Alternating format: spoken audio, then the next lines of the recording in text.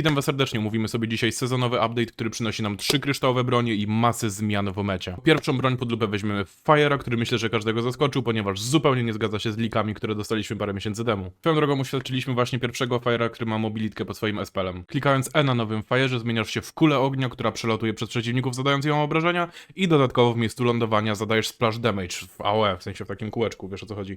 Myślę, że to będzie naprawdę świetna broń, jeśli chodzi o solo content, przykładowo koruptowy, ewentualnie mistowy.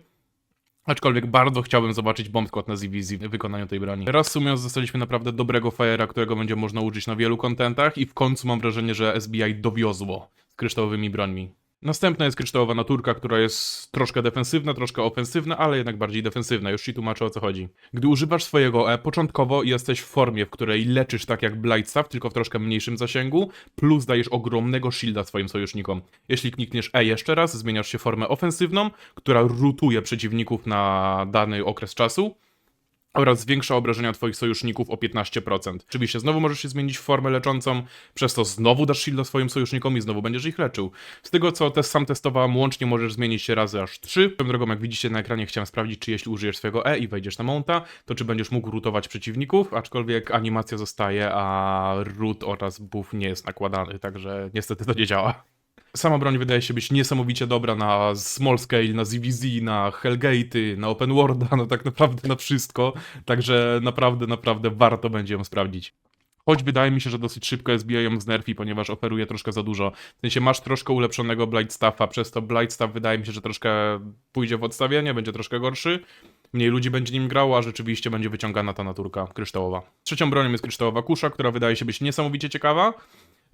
Szczerze myślałem o niej troszkę pod aspektem ZVZ z tego względu, że trochę nigdzie indziej się nie nadaje. W sensie skilla ma zajebiście ciekawego oczywiście, aczkolwiek nie widzę za bardzo miejsca, w którym możesz go używać. To znaczy, jak zresztą widzisz na ekranie, gdy używasz swojego E, tworzysz okrąg, w którym zadajesz obrażenia, możesz go skasować 3 razy, łączny cooldown wynosi lekko ponad 30 sekund.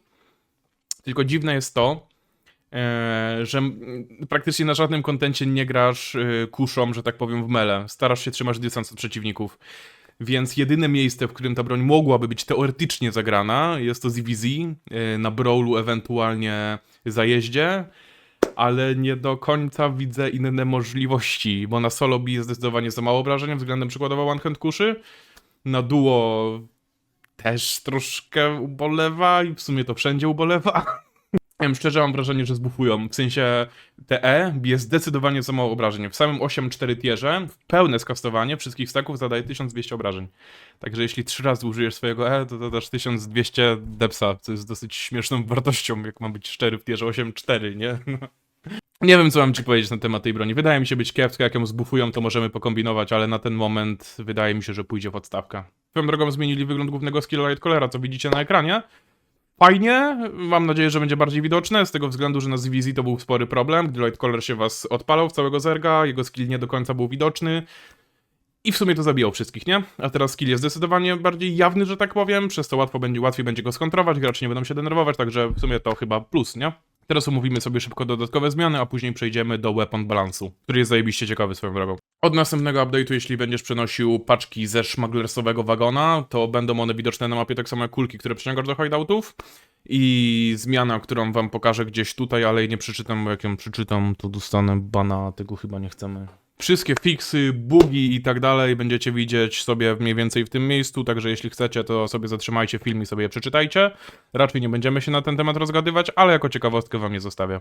Oczywiście warto przypomnieć, że teraz duże update'y są co 4 miesiące, więc teraz dostajemy tak naprawdę nowe bronie, kilka zmian, ulepszenie tego co było. I za 2 miesiące dopiero wejdzie ten duży update, gdzie powitamy przykładowo 3 vs 3 Hellgate'y / Abeje.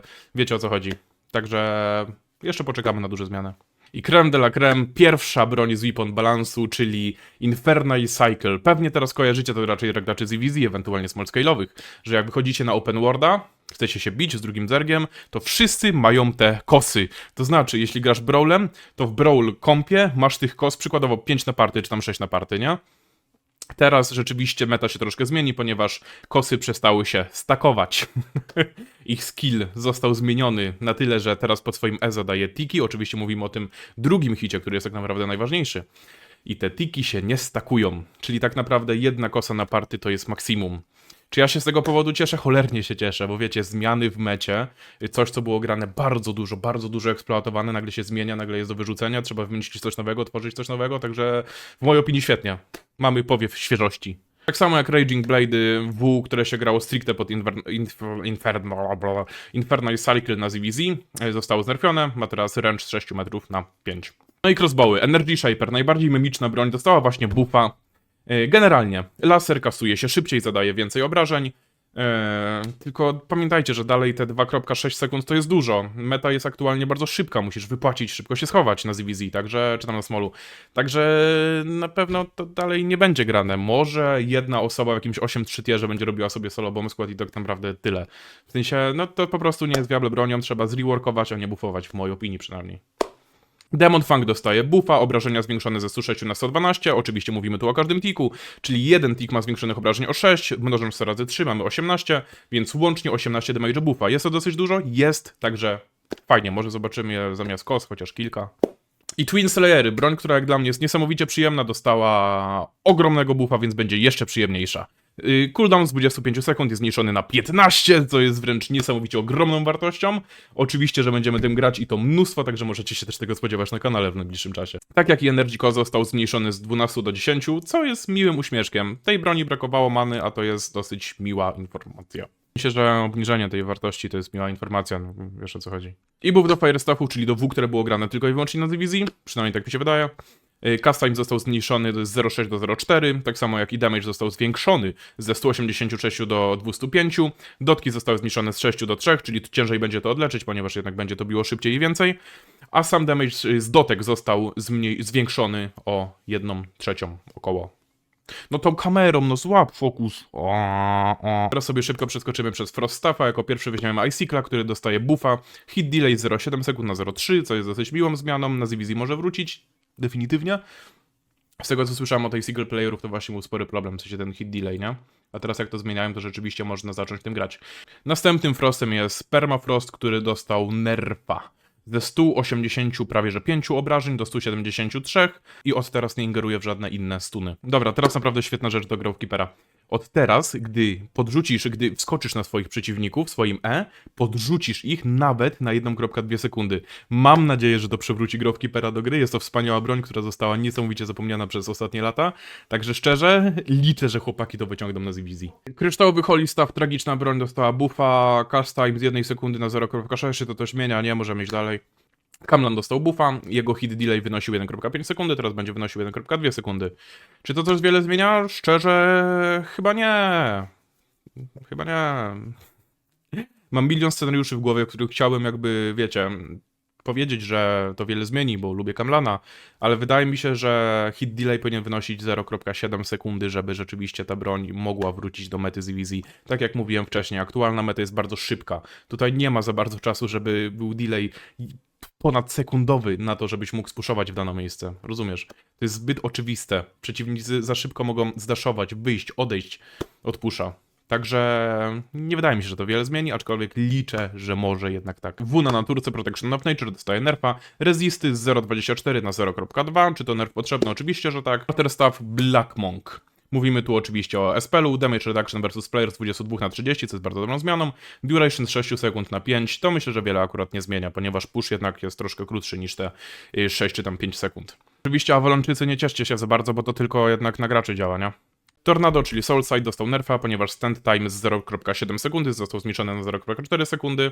W-Cripple na Spirach dostało nerfa, damage został przerzucony z Magical na Physical, auto-attack speed przeciwnika, którego uderzysz z tego W, zostaje zmniejszony o 25% na 4 sekundy. Cooldown został zmniejszony z 20 sekund na 18, to może nie taki nerf.